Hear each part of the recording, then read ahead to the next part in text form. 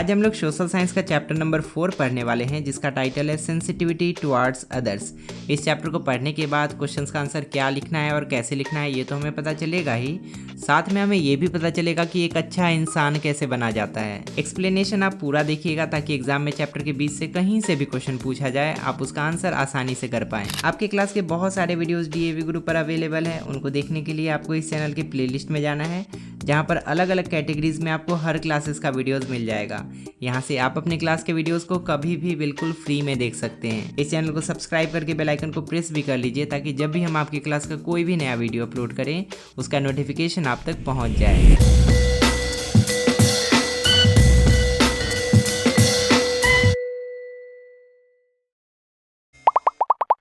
इस चैप्टर में ज़्यादा टॉपिक्स तो नहीं है, लेकिन जितने भी टॉपिक्स हैं उसमें हमें बहुत कुछ पढ़ना है। सबसे पहले हम लोग चैप्टर का इंट्रोडक्शन देखेंगे, उसके बाद फिजिकली चैलेंज बच्चों के बारे में पढ़ेंगे, इंक्लूसिव एजुकेशन क्या होता है इसके बारे में जानेंगे, और सबसे अंतिम में सोशली डिप्राइव्ड चिल्ड्रन के बारे में पढ़ेंगे। In class 4th you read about caring for older members of the family.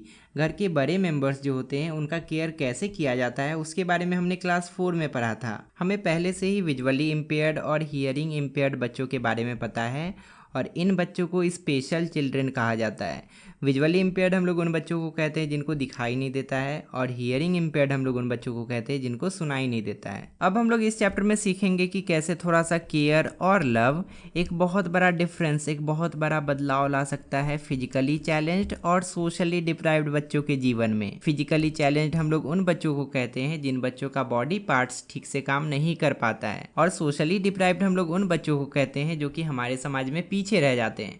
उनको ना तो ठीक से एजुकेशन मिल पाता है, ना फूड मिल पाता है, ना क्लोथ मिल पाता है, और ना ही शेल्टर मिल पाता है। चलिए सबसे पहले फिजिकली चैलेंज्ड बच्चों के बारे में पढ़ लेते हैं। यहाँ पर सलोनी का कहानी बताया गया है जो कि खुद फिजिकली चैलेंज्ड है। सलोनी को सेरिब्रल पाल्सी हुआ है, ये एक बीमारी का नाम है। इस बीमारी में ऐसा कंडीशन हो जाता है कि पर्सन का मसल ही काम करना बंद कर देता है, मसल्स ठीक से रिस्पॉन्ड नहीं करता है। सलोनी के बॉडी का जो राइट साइड है वो उसके बॉडी के लेफ्ट साइड से कमज़ोर हो चुका है। उसका जो राइट आर्म है वो रिजिड हो चुका है, वो मूव नहीं कर सकता है। उसका जो आर्म है वो हिलता ही नहीं है। उसके दाहिने पैर में ब्रेस लगा हुआ है क्योंकि उसके दाहिने पैर का जो हड्डी था वो कमज़ोर हो चुका था, और इसी कारण से वो बम्पी वे में मतलब लंगड़ा कर चलती है। वो दौड़ भी नहीं पाती है और उसका आवाज़ भी साफ नहीं रहता है। उसको पेंसिल पकड़ने में और लिखने में भी परेशानी होता है। इसी कारण से she has to undergo speech and occupational therapy. Speech therapy ऐसा थेरेपी होता है जिसमें कि बच्चे को बोलना सिखाया जाता है, और ऑक्यूपेशनल थेरेपी ऐसा थेरेपी होता है जिसमें कि बच्चे को डेली लाइफ में होने वाले काम करवाए जाते हैं और उसको सिखाया जाता है काम करना, ताकि अपना काम कम से कम बच्चा खुद से कर सके। She remains quiet and does not interact with other children. ज़्यादातर समय वो चुपचाप ही रहती है और दूसरे बच्चों के साथ इंटरैक्ट नहीं करती है। केवल एक समय ऐसा आता है जब उसके चेहरे पर स्माइल आता है, और वो समय तब आता है जब उसके टीचर म्यूज़िक ऑन करते हैं। जैसे उसके टीचर गाना बजाते हैं वैसे उसका बॉडी म्यूजिक के रिदम के साथ मूव करना शुरू हो जाता है। वो मन ही मन बैठे बैठे अपने से डांस करना शुरू कर देती है। सलोनी जैसे बच्चे हमारे सोसाइटी में भी हो सकते हैं, हमें उनका केयर करना चाहिए और जितना ज़्यादा प्यार हो सके हमें उनको प्यार देना चाहिए। हमारे सोसाइटी में, हमारे स्कूल में बहुत सारे ऐसे बच्चे होते हैं जो कि सलोनी जैसे बच्चों को चिढ़ाते हैं उनके डिसेबिलिटी के कारण। अगर कोई ऐसा करता है तो हमें उनको रोकना चाहिए और हमें खुद भी ऐसा नहीं करना चाहिए, क्योंकि इन बच्चों को एक ही लाइफ मिला है और वो भी डिसेबिलिटी के साथ मिला है। पूरा जीवन इनका ये डिसेबिलिटी रहेगा, ये ख़त्म नहीं होने वाला है। अगर आप इन बच्चों को चिढ़ाते हैं, इनका मजाक उड़ाते हैं, तो एक तरह से इनडायरेक्टली आप इनके चैलेंजेस को बढ़ा रहे हैं, आप इनके प्रॉब्लम्स को बढ़ा रहे हैं और इनकी डिसेबिलिटी को भी बढ़ा रहे हैं।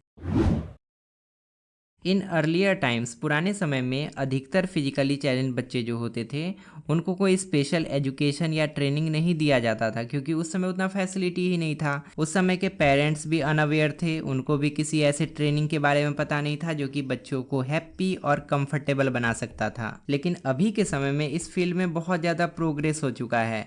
अभी बहुत सारे ऐसे स्पेशली ट्रेन टीचर्स और थेरेपिस्ट अवेलेबल हैं जो कि ऐसे स्पेशल बच्चों को गाइडेंस दे सकते हैं। आजकल तो फैमिलीज़ को भी ट्रेनिंग दे दिया जाता है, परिवार के सदस्यों को भी ट्रेनिंग दे दिया जाता है कि स्पेशल बच्चों के साथ कैसे डील करना है, उनके साथ कैसे बिहेव करना है। साइंस और टेक्नोलॉजी के फील्ड में प्रोग्रेस होने के कारण फिजिकली चैलेंज बच्चे पहले से ज़्यादा मोबाइल और इंडिपेंडेंट हो चुके हैं। पहले से ज़्यादा मोबाइल कहने का मतलब कि पहले से ज़्यादा आसानी से वो एक जगह से दूसरी जगह मूव कर सकते हैं।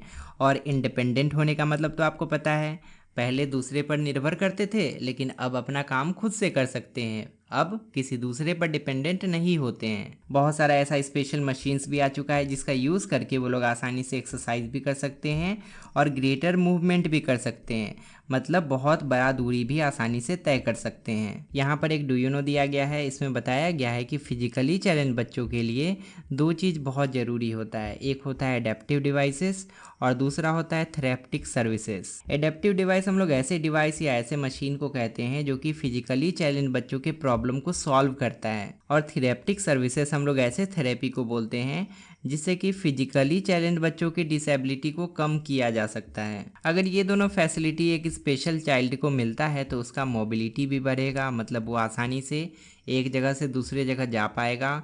उसके साथ साथ उसका जितना भी डेली लाइफ का एक्टिविटी होता है वो भी आसान हो जाएगा, जैसे कि बैठना, खाना और इंडिपेंडेंटली बिना किसी के मदद के टॉयलेट यूज़ करना। फिजिकली चैलेंज बच्चे जो होते हैं उनको स्पेशल स्किल्स का ज़रूरत पड़ता है, उनको अलग से सिखाना पड़ता है कि डेली लाइफ में जो एक्टिविटीज़ होते हैं उनको कैसे किया जाए।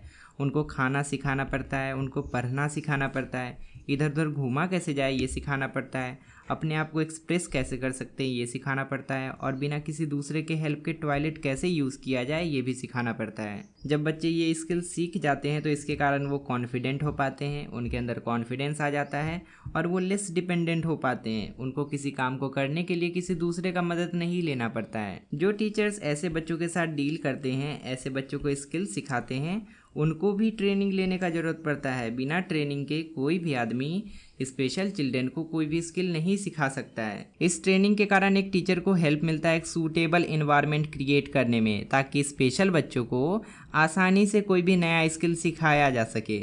स्पेशल बच्चे जो होते हैं उनको नॉर्मल बच्चों से ज़्यादा समय लग सकता है सीखने में, इसीलिए एक टीचर में पेशेंस होना चाहिए, काइंडनेस होना चाहिए और सिंपैथेटिक एटीट्यूड होना चाहिए। जो स्पेशल बच्चे होते हैं उनके लाइफ में स्कूल और उनका फैमिली दोनों बहुत ही इंपॉर्टेंट रोल प्ले करते हैं।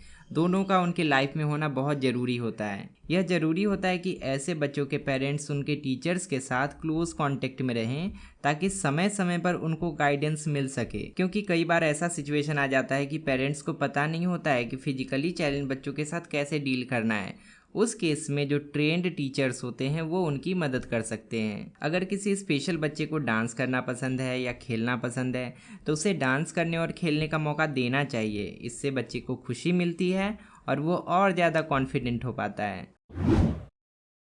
अब हमें इंक्लूसिव एजुकेशन के बारे में पढ़ना है। इंक्लूसिव एजुकेशन क्या होता है? जब स्पेशल बच्चों को नॉर्मल बच्चों के साथ पढ़ाया जाता है एक ही स्कूल में, उसी को हम लोग कहते हैं इंक्लूसिव एजुकेशन। ऐसे एक्सपर्ट्स जो कि फिजिकली चैलेंज बच्चों के साथ डील करते हैं वो हमेशा एडवाइस करते हैं कि ऐसे बच्चों को नॉर्मल बच्चों के साथ इंटीग्रेट करके रखना चाहिए। मतलब फिजिकली चैलेंज बच्चों को नॉर्मल बच्चों के साथ एक ही स्कूल में भेजना चाहिए। This is known as inclusive education, और इसी चीज़ को हम लोग इंक्लूसिव एजुकेशन कहते हैं। उनको हमें नॉर्मल स्कूल्स में भेजना चाहिए, क्योंकि जब वो दूसरे बच्चों के साथ इंटरेक्ट करेंगे तो उनका कॉन्फिडेंस भी बढ़ेगा और ऊपर से उनका अंडरस्टैंडिंग भी बढ़ेगा। It automatically enhances there learning abilities, उनके सीखने की क्षमता भी इसके कारण बढ़ेगी। दे ओवरकम हर्डल्स, वो कई सारी परेशानियों को भी पार कर लेंगे, जैसे कि शाइनेस हो गया। जो स्पेशल बच्चे होते हैं वो शर्माते हैं नॉर्मल बच्चों के सामने, उनमें हेजिटेशन भरा रहता है, कुछ भी बोलने से हिचकिचाते हैं। लेकिन जब वो नॉर्मल स्कूल जाएंगे तो उनको इन सभी परेशानियों से छुटकारा मिल जाएगा। Children with physical challenges have difficulty in forming relationships with other because of their physical limitations. Physically challenge बच्चों में कुछ फिजिकल लिमिटेशंस होता है, जैसे कि या तो वो बोल नहीं पाते हैं, या तो चल नहीं पाते हैं, या तो सुन नहीं पाते हैं। इसके कारण से उनको कई सारे प्रॉब्लम्स फेस करने पड़ते हैं रिलेशनशिप्स बनाने में, उनको फ्रेंडशिप करने में बहुत दिक्कत होता है। लेकिन अगर इंक्लूसिव एजुकेशन मिलेगा, सबको एक साथ रखकर पढ़ाया जाएगा, तो इसके कारण ऑटोमेटिकली उनको हेल्प मिलेगा रिलेशंस बनाने में, चाहे वो दूसरे स्टूडेंट्स के साथ हो, चाहे टीचर्स के साथ हो, चाहे स्टाफ मेंबर्स के साथ हो। इंक्लूसिव एजुकेशन से सिर्फ स्पेशल बच्चों को ही फ़ायदा नहीं मिलता है, बल्कि नॉर्मल बच्चे जो होते हैं ना, उनको भी इससे फ़ायदा होता है। इससे नॉर्मल बच्चों के अंदर अंडरस्टैंडिंग डेवलप होता है, उनको समझ में आता है कि जो स्पेशल चिल्ड्रन होते हैं उनका नीड्स क्या है, उनका ज़रूरत क्या है। और इसके साथ साथ उनके अंदर केयरिंग और सिंपैथेटिक एटीट्यूड भी डेवलप होता है, जो कि ह्यूमन बीइंग के अंदर होना बहुत ज़रूरी है। This brings a great change in the society. इसके कारण से हमारे समाज में बहुत बड़ा बदलाव आ सकता है। Everyone realizes the problems that special children face and work towards making their life happier। सबको रियलाइज़ होता है, सबको पता चलता है कि स्पेशल बच्चों को कितना प्रॉब्लम फेस करना पड़ता है, और सब लोग एक साथ मिलकर काम करते हैं उनके लाइफ को और भी खुशहाल बनाने के लिए। Physically challenge children can function at par with the normal children. जो फिजिकली चैलेंज बच्चे होते हैं वो नॉर्मल बच्चों की तरह फंक्शन कर सकते हैं, काम कर सकते हैं, लेकिन उनको केवल कुछ चीज़ चाहिए, जैसे कि सबसे पहला है a positive attitudes of the people around them. उनके आसपास जो लोग रहते हैं उनका पॉजिटिव एटीट्यूड होना बहुत ज़रूरी है।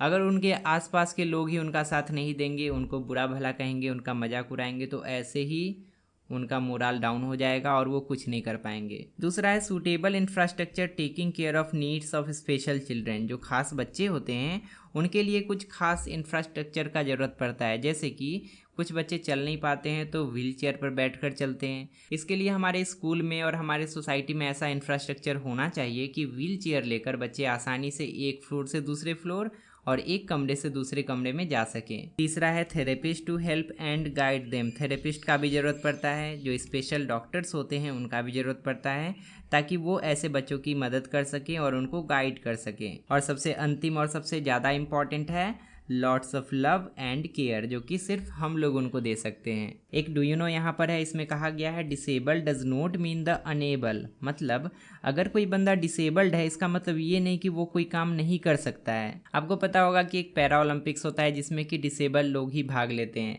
और उसमें कई लोग ऐसे होते हैं जिनका पैर नहीं होता है, हाथ नहीं होता है, वो लोग देख नहीं पाते हैं, फिर भी वो लोग अपने देश के लिए गोल्ड मेडल, सिल्वर मेडल ये सब जीत कर लाते हैं। ऐसे ही एक पर्सन के बारे में इस वाले डू यू नो में बताया गया है, जिनका नाम था हेलेन केलर। वो बहुत बहादुर थी, उनको सुनाई भी नहीं देता था और उनको दिखाई भी नहीं देता था, फिर भी उन्होंने अपना bachelor of arts degree complete किया, जिसको हम लोग BA बोलते हैं। उसके बाद उन्होंने 12 किताबें और कई सारे आर्टिकल्स लिखे। उनके कुछ फेमस बुक्स के नाम दिए गए हैं जो कि आपको याद रखना है। एक है the story of my life, दूसरा है the world I live in, तीसरा है लाइट इन माई डार्कनेस। उन्होंने कड़ी मेहनत की ताकि अपने जैसे दूसरे लोगों के लाइफ को भी बेटर बना सके। ये दुनिया की एक फेमस ऑथर तो बनी ही साथ वो पॉलिटिकल एक्टिविस्ट भी बनी, लेक्चरर भी बनी और एक ह्यूमैनिटेरियन भी बनी। अब चलिए हमारे अगले टॉपिक पर आते हैं, जिसमें कि हमें सोशली डिप्राइव्ड बच्चों के बारे में पढ़ना है। ऐसे बच्चे जो कि हमारे समाज में पीछे रह जाते हैं। They are the children who are deprived of the right to live a decent life. ऐसे बच्चे जो कि एक अच्छा जीवन नहीं जी पाते हैं, उन्हीं बच्चों को हम लोग सोशली डिप्राइव्ड बच्चे कहते हैं। ऐसे बच्चे या तो अपना जीवन सड़कों पर रहकर या गलियों में रहकर बिता लेते हैं, या उनको झोपड़पट्टी में रहना पड़ता है। They do not have the opportunity of education और अ लाइफ ऑफ डिग्निटी। उनको शिक्षा का अधिकार भी नहीं मिल पाता है, उनको पढ़ने का मौका भी नहीं मिल पाता है, और उनको एक रिस्पेक्टफुल लाइफ भी नहीं मिल पाता है। Most of them are miserable, neglected and need help. इसमें जो अधिकतर बच्चे होते हैं उनका कंडीशन बहुत ख़राब रहता है, लोग उनको नेग्लेक्ट करते हैं और इनको हेल्प की ज़रूरत रहती है।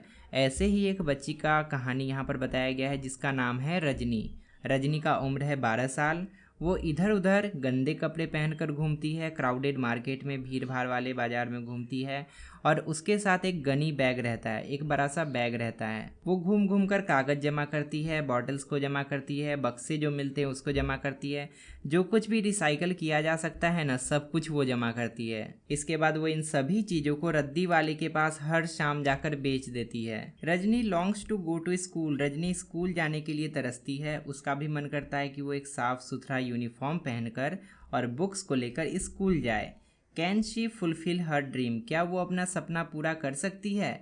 अगर हाँ तो कैसे, और इसके बारे में आपको कमेंट में लिखकर बताना है। ये तो हम लोग सिर्फ एक स्टोरी देखे रजनी का, लेकिन ऐसे हजारों बच्चे हमारे सोसाइटी में हैं जो कि सोशली डिप्राइव्ड हैं। ऐसे बच्चे उन फैमिली से बिलोंग करते हैं जहाँ पर पेरेंट्स पैसे नहीं कमा पाते हैं। पैसे नहीं कमा पाने का कई सारा रीज़न हो सकता है। या तो बीमार रहने के कारण वो नहीं कमा पाते हैं, या तो उनके पास नौकरी नहीं रहता है, या तो वो बहुत ज़्यादा गरीब रहते हैं, या तो पढ़े लिखे नहीं होते हैं, इसके कारण पैसे नहीं कमा पाते हैं। इसमें से कई सारे पेरेंट्स ऐसे भी होते हैं जो कि अपने बच्चों को स्कूल भेजना चाहते हैं, लेकिन वो ऐसा नहीं कर पाते हैं, उनके पास पैसा ही नहीं होता है और मजबूरन उन्हें अपने बच्चों को पैसे कमाने के लिए भेजना पड़ता है। और बच्चे जाकर या तो रैक पिकिंग करते हैं, या तो बोझ उठाते हैं, बोझ उठाकर पैसा कमाते हैं, या तो बर्तन साफ़ कर लेते हैं कहीं ढाबा पर जाकर। और अगर कुछ भी काम नहीं मिलता है तो बच्चे जाकर भीख भी मांगने लगते हैं। और इतना सब कुछ करने के बाद ऐसे बच्चों को अपना पेट भी भरना पड़ता है और अपने फैमिलीज का पेट भी भरना पड़ता है। हमारे कॉन्स्टिट्यूशन में, हमारे संविधान में कई सारे ऐसे प्रोविजंस है, कई सारे ऐसे नियम है जो कि इंश्योर करता है कि जितने बच्चे हमारे देश में रहते हैं उनको फ्री में एजुकेशन मिले और उनको एक अच्छा जीवन जीने का मौका मिल सके। हमारी सरकार इसके लिए कई तरह से कोशिश कर रही है, जैसे कि फ्री में एजुकेशन दिया जाता है बच्चों को, बुक्स दिया जाता है, यूनिफॉर्म दिया जाता है और इवन स्टाइपेंड भी दिया जाता है। But these children and their parents need to be guided. इन बच्चों को और उनके पेरेंट्स को गाइड करना भी ज़रूरी है। जब तक उनको गाइडेंस नहीं मिलेगा, उनको बताया नहीं जाएगा कि आप अपने बच्चे को स्कूल भेजिए, तब तक वो लोग अपने बच्चे को स्कूल ही नहीं भेजेंगे, वो लोग अपने बच्चे से काम करवाते रहेंगे। हमें ऐसे बच्चों के पेरेंट्स को गाइड करना चाहिए, उनको समझाना चाहिए ताकि वो अपने बच्चे को इनकरेज करें डेली स्कूल जाने के लिए, मन लगाकर पढ़ने के लिए, ताकि वो अपने फ्यूचर को और अच्छा बना सके। और जब उनका फ्यूचर अच्छा होगा तो उनका भी भला होगा और पूरे सोसाइटी का भी भला होगा। इस वाले डू यू नो में हमें मिड डे मील स्कीम के बारे में बताया गया है, जिसके बारे में आपको पता भी होगा। सरकारी स्कूल में आप देखते होंगे कि दोपहर में बच्चे को खाना खिलाया जाता है। ये खाना मिड डे मील स्कीम के तहत खिलाया जाता है। गवर्नमेंट ने मिड डे मील स्कीम को क्यों चालू किया था, ये समझना आपके लिए बहुत इंपॉर्टेंट है। गवर्नमेंट ने ये स्कीम इसीलिए लाया था ताकि जो सोशली डिप्राइव्ड बच्चे हैं उनको इनकरेज किया जा सके स्कूल आने के लिए। जब बच्चों को स्कूल में खाना दिया जाने लगा तो बच्चों के पेरेंट्स ने अपने आप बच्चों को स्कूल भेजना शुरू कर दिया। दूसरे डू यू नो में बताया गया कि एक सोसाइटी केवल तब डेवलप हो सकता है जब उसमें रहने वाले सभी लोगों का बेसिक नीड फुलफिल हो रहा हो। बेसिक नीड क्या क्या होता है? पहला तो है फूड, दूसरा है शेल्टर और तीसरा है क्लोथिंग। अब देखिए यहाँ पर हमें कैलाश सत्यार्थी का स्टोरी बताया गया है। कैलाश सत्यार्थी एक चाइल्ड राइट्स एक्टिविस्ट है, मतलब बच्चों के अधिकारों के लिए काम करते हैं। He was awarded the Nobel Peace Prize in 2014। उनको नोबल पीस प्राइज़ 2014 में मिला था क्योंकि उन्होंने बहुत सारे कॉन्ट्रीब्यूशन दिए थे बच्चों के लाइफ को बेहतर बनाने के लिए। स्पेशली जो सोशली डिप्राइव्ड बच्चे होते हैं ना, उनके लाइफ को बेहतर बनाने के लिए इन्होंने कई सारे काम किए थे। इन्होंने बचपन बचाओ आंदोलन शुरू किया था 1980 में। बचपन बचाओ आंदोलन को इंग्लिश में हम लोग कहते हैं सेव द चाइल्डहुड मूवमेंट। ये निरंतर काम करते रहे थे ताकि चाइल्ड लेबर को रोका जा सके, बच्चों से जो काम करवाया जाता है ना उसको रोका जा सके। इन्होंने प्लेसमेंट एजेंसीज को रेगुलेट करवाया था ताकि कोई भी एजेंसी बच्चों से काम नहीं करवा सके। और इन्होंने मिसिंग बच्चों को ट्रैक और रेस्क्यू करने के लिए भी कई सारे कदम उठाए थे। Let us all join hands, हम सबको एक साथ आना पड़ेगा ताकि जितने भी फिजिकली चैलेंज्ड और अंडर प्रिविलेज्ड बच्चे हैं उन सब के डेस्टिनी को, उन सब के फ्यूचर को और बेहतर बनाया जा सके। हमें हमेशा उनके लाइफ को बेहतर बनाने की कोशिश करते रहनी चाहिए ताकि हम लोग एक मजबूत और बराबरी वाले समाज का निर्माण कर सकें। ये हमारा रिस्पॉन्सिबिलिटी है कि हम लोग उनके चेहरे पर मुस्कान लाएं। टीचर्स का, पेरेंट्स का, सोसाइटी का, सबका एक ही गोल होना चाहिए कि ऐसे बच्चों को क्रिएटिव बनाया जा सके, उनको अवेयर बनाया जा सके, उनको वार्म बनाया जा सके, फ्रेंडली और एक ईगर यंग पर्सन बनाया जा सके। फाइनली हमने इस पूरे चैप्टर को कंप्लीट कर लिया और आपको किस चैप्टर का एक्सप्लेनेशन चाहिए आप कमेंट में लिखकर जरूर बताइएगा। आपके क्लास के साइंस का प्लेलिस्ट ओपन करने के लिए लेफ्ट साइड में क्लिक कीजिए और इस चैप्टर का क्वेश्चन आंसर देखने के लिए राइट साइड में क्लिक कीजिए। फिलहाल इस वीडियो में इतना ही, मिलते हैं अगली क्लास में बहुत सारे नए टॉपिक्स के साथ। तब तक के लिए अपना ध्यान रखिए और अच्छे से पढ़ाई करते रहिए।